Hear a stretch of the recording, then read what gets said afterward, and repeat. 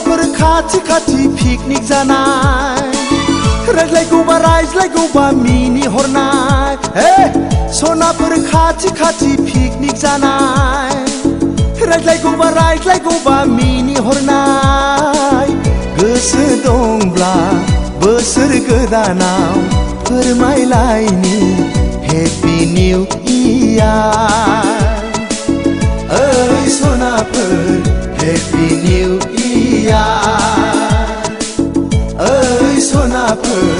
happy new year